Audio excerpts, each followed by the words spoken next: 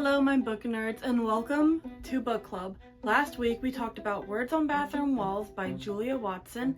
Today we are going to be talking about a different kind of book. Something less comedic and something more thrilling. Today we are going to be talking about The Perfect Girl, written by Gilly Macmillan. I always don't know how to pronounce names very well. You should probably start learning a little bit better. As always, this is going to be a full review. There will be spoilers, but I'm so excited for this episode of Book Club. So, let's get into it. To summarize The Perfect Girl, 17-year-old Zoe, who is a prodigy in piano, is having the recital of her life according to her mother tonight. Unfortunately, her ugly past rears its head and ruins everything. By the end of the night, what should have been a perfect performance, Zoe's mother is now dead. Not knowing what to do with the police, her family, and the death of her mother, she is trying to figure out the pieces of what happened. And that is the summary of The Perfect Girl. Whew. It's a murder mystery technically, but it felt more like a thriller when I was reading it. So that's why I consider Black Coffee to be my first actual murder mystery story that I've read instead of The Perfect Girl, despite the fact that this book is a reread. I read this, I think, in the beginning of high school. I think I read this as a freshman. Don't read this as a freshman. Anyway, let's get into the characters. This will be fun, exciting. So, let's get into the characters. Our main character is a 17-year-old girl named Zoe. She's a piano prodigy and a dark past that she doesn't want anyone to find out due to her mother's insistence, Maria.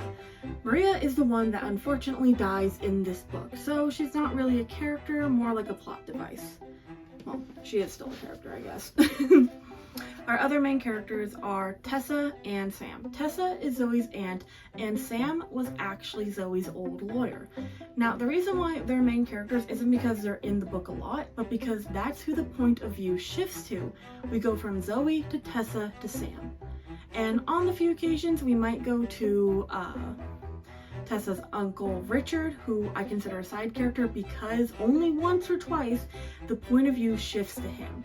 But it's not a consistent shift like Zoe, Tessa, and Sam. Now, Zoe is the main character, Tessa is the aunt, Sam is the lawyer, Richard is the uncle, and for the other side character, Lucas. Lucas is Zoe's step-brother because her stepfather, Chris, married their mom. So obviously that's how step families work. I don't know where I was trying to go with that, but those are the main characters. We have the main girl, we have the aunt, uncle, we have the lawyer, we have the stepfather and the stepbrother. And we do have like the biological father and the cops, and she has a little sister, so cute, so adorable. I believe her name is Grace, but they're not super relevant to the story. They come more of like, well, the little girl, the baby, is more like a little prop than anything. So, at least that's how I feel like it was. Anyway, yeah, that's all the characters in this book. At least the important ones, in my opinion. So, let's get into the actual plot of this interesting book.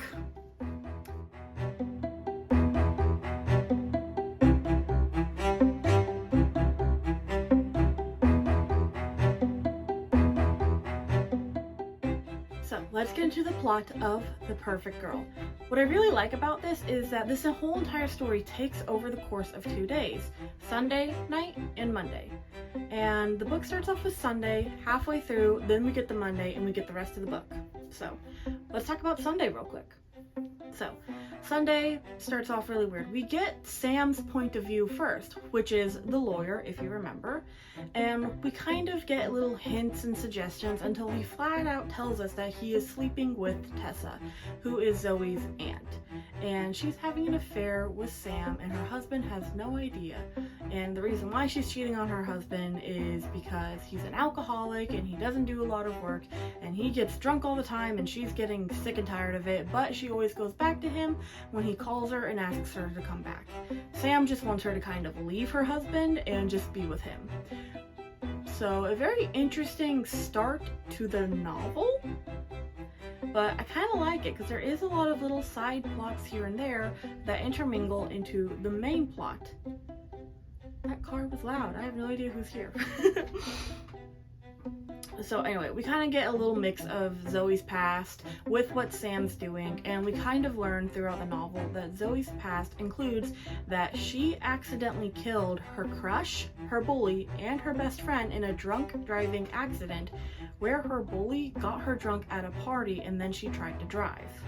So because of that, she ended up going to jail, and during jail she talked to a counselor named Jason, and I didn't mention Jason because he's only really there for a few flashbacks until she gets out of jail, where we learn that Jason is really creepy and really pervy towards this minor. And Jason is an adult man in this, and it's just really weird and creepy, and I'm so glad that it's only like, ugh. I'm glad we get past it when we get past it. Anyway, so that's a bit of Zoe's past, which is what she's trying to hide from her new family. Because after that, what ends up happening is that Zoe's mother tries to push the past, she tries to put it under a rug, buries it super deep, doesn't want Zoe to talk about it, they don't want to talk about it, and she ends up meeting her new husband. Maria meets a man who is Chris, who becomes her new husband, Zoe's stepfather. She ends up marrying him, and their two kids are like piano prodigies, and she wants them to perform together. So now Zoe has a new stepbrother, Lucas. So, well, that is the whole past, and that is where we get to Sunday night, where Zoe is doing her first performance since she got out of jail, and everything was supposed to be perfect and amazing, and she's going to be performing with her stepbrother, but unfortunately they didn't realize that the church they were playing at was also where one of the fathers of the classmates that Zoe accidentally killed had the memorial service. So he comes barging in, yelling, screaming, saying, "How dare you," and all this stuff. This freaks Zoe out so much that she gets up from the piano, accidentally bonks her hip against it, leaving a big welting bruise later on, and she runs out.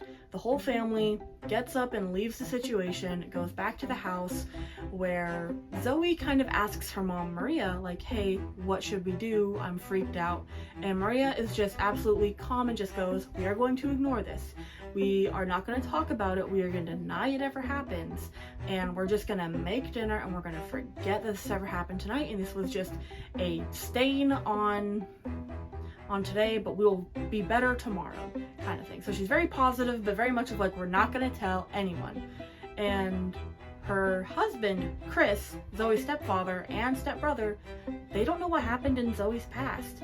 So they keep it hidden, and by the time that Chris and Lucas get back to the house, dinner's made, they're eating dinner, and Chris, the stepfather, is being really weird and aggressive towards Zoe. He's trying to be like, "Hey, you know we're a family, you know I love you, you know I care about you and Lucas.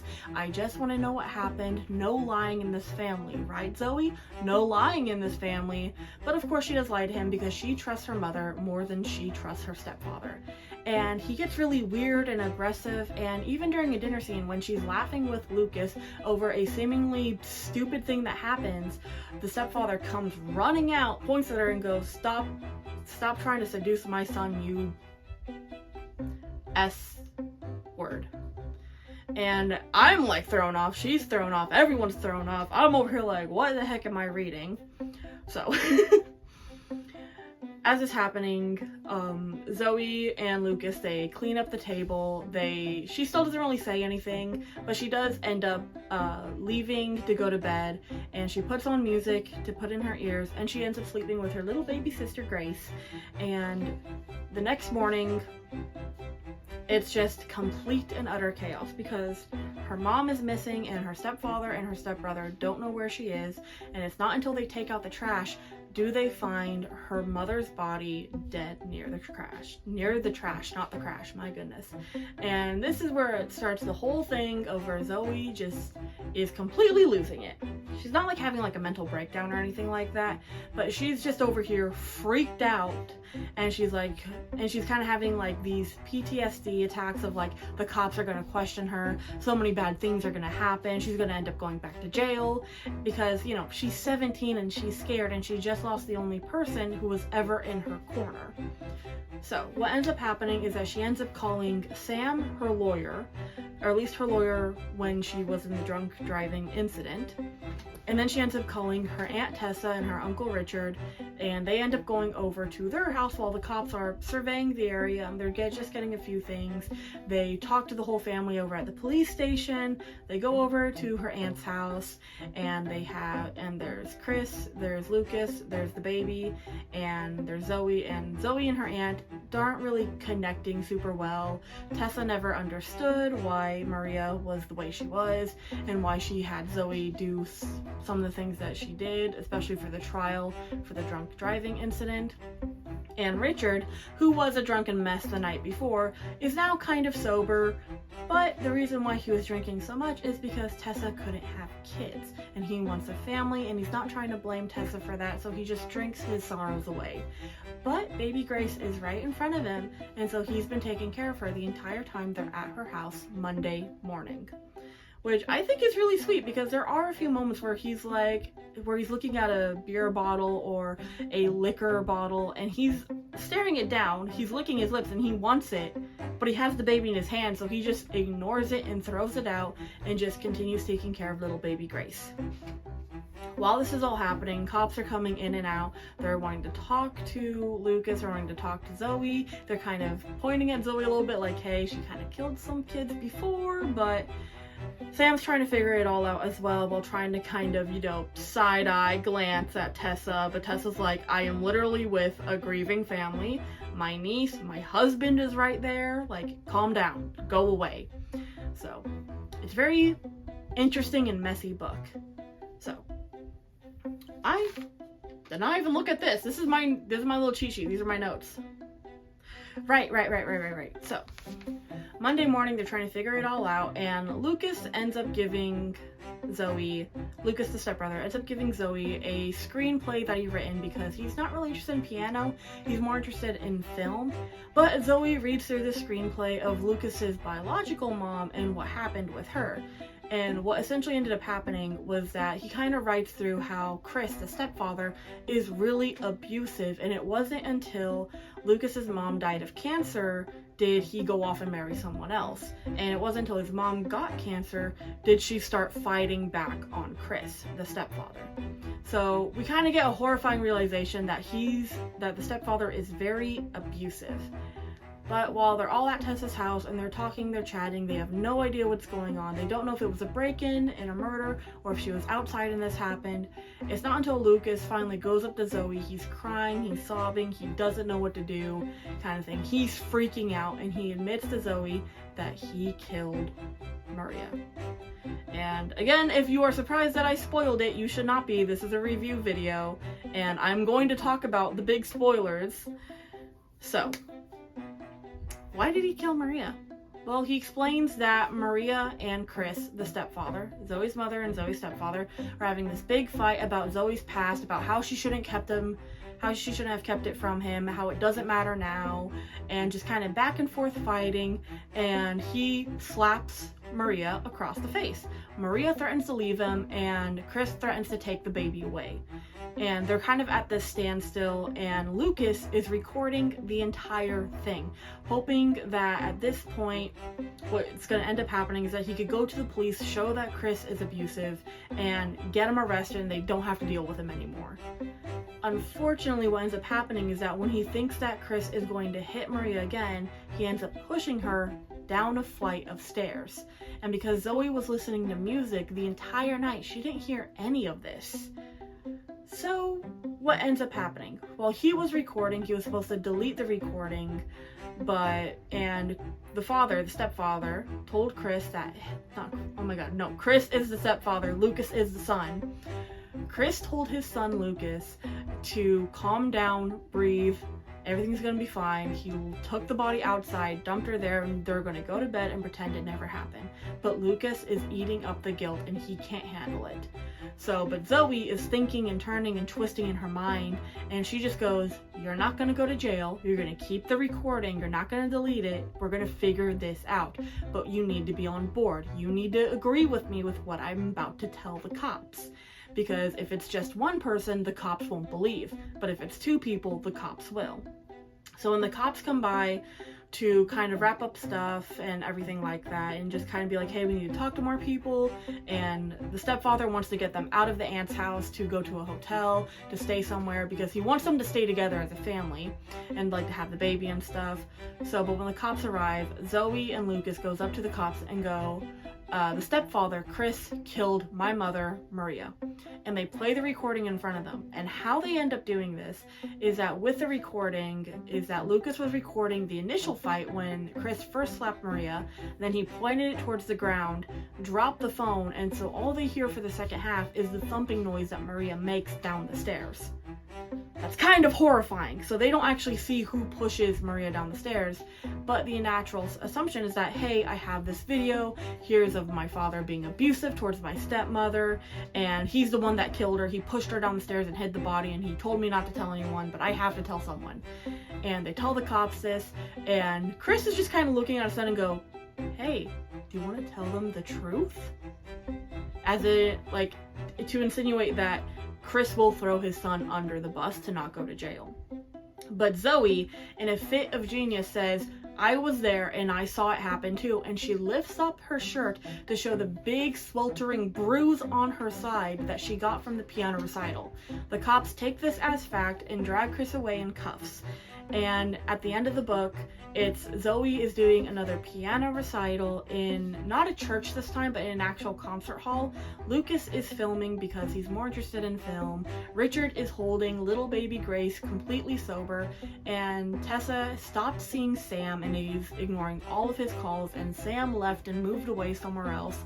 But in the back of her mind, she remembers the night of the concert of the original recital.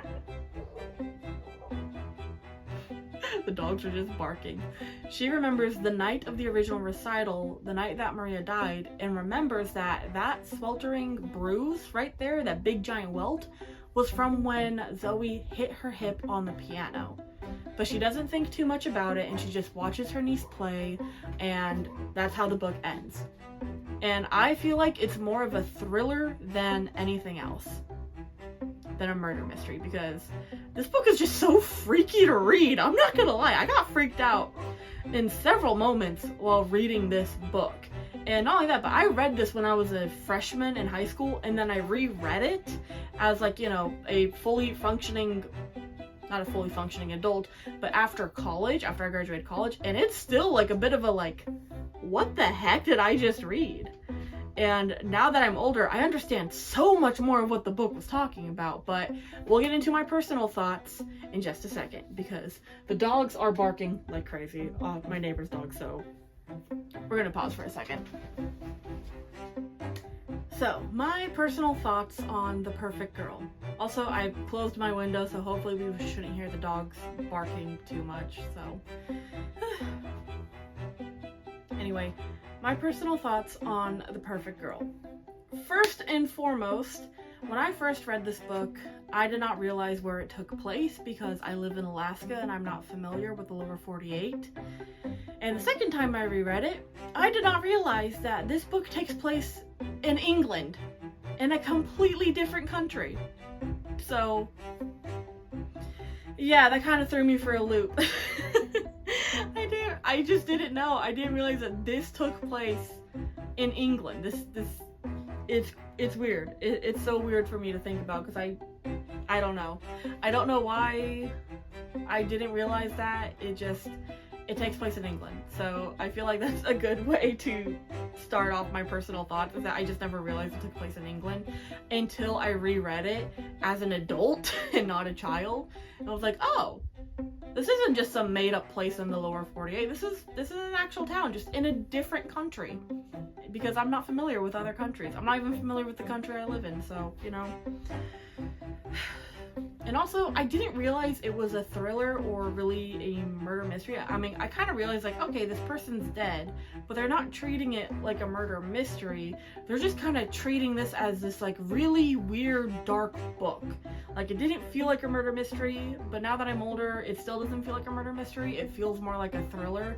Like, oh my god, what's gonna happen? Like, what's gonna happen to them? Kind of thing. Not like a, wow, what happened to this person who's dead on the ground? So it's just really weird. I don't consider it a murder mystery because I'm more freaked with everything else that happens than the actual murder. Like, I'm not invested in the actual murder. I'm more freaked about what's going on with the characters around me.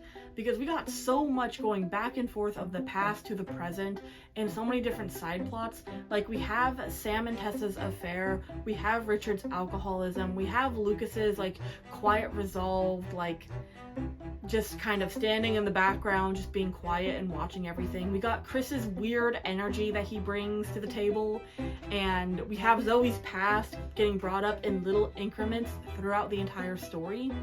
So it's just a bunch of different little stories all around that are kind of interweaving and mixing with everything. I really need to start practicing words in front of a camera, I think. But yeah. And I actually really like that Richard's alcohol tendencies disappear when he's with a baby, but I don't know. I think it's cute. I think it's adorable. And the different point of views really make up for the fact that it's a first-person point of view, because I completely forgot that it was first-person point of view until I opened it up. Now, I know in the last book I said that the only proper way to do first-person point of view is if it's in a journal style, but this book itself really does show that as long as you have the story that's interesting, like if the story's interesting enough, point of view is not going to matter as long as it's comprehensible and interesting. And it also helps that there was different points of views and different characters that are thinking of completely different things than what the main character is already thinking. It keeps it interesting, alive, and fresh. And would I recommend this book? Yes. Would I rate it 5 out of 5? No, I'm rating it like a 4 out of 5, maybe a 3.5 out of 5. Mostly because I still struggled to read it a little bit. I struggled to understand what was happening. And at some point in the book, I know that there is like a bit of like a subplot romance between like the stepbrother and the sister, and this like between like the siblings, and I think it's weird because they're not technically like related by blood. He is her stepbrother, and it was like a recent marriage and baby, and like they've only known each other as siblings for the last 2 years, and now that their connection to each other is gone, you know, the parents being married to each other, it's like, well, they're not.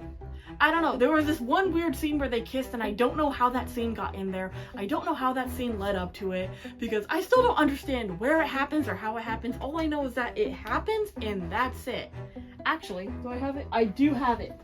I do have it. Oh my god, wait. The pink is like the romance stuff. So this is the only romantic thing that happens, and I think it's that Lucas and Zoe kiss, and that's it. And I think that's what that scene is. Oh, yeah. It was like really weird because it was like kind of in the past thing. It was like, yeah, they kissed once, and they never really told each other how they felt, and that was it. They didn't say anything else. So that's weird. This book is just really weird to read. Like, that's why I'm like kind of like, you know, it's kind of like a 3.5 out of 5, kind of like a maybe a 4 out of 5, because the story itself is interesting. The way they wrote it is interesting. Like, it's interesting, but it's weird. I don't know. I'm still kind of hung up on the fact that it takes place in England. Anyway, thank you so much for joining in on today's video of book club. I've hoped you enjoyed watching this. I've enjoyed discussing this. I got lost in the momentum of it all. Anyway, the next book that I'm going to be talking about next week is going to be The Book of Awesome. I don't know how to say the author's name, but his first name is Neil. So I'm going to be reading The Book of Awesome. We're going to be discussing it next week. Find it, read it as well, only if you want to. Like, subscribe, and I'll see you in the next chapter. Bye, guys!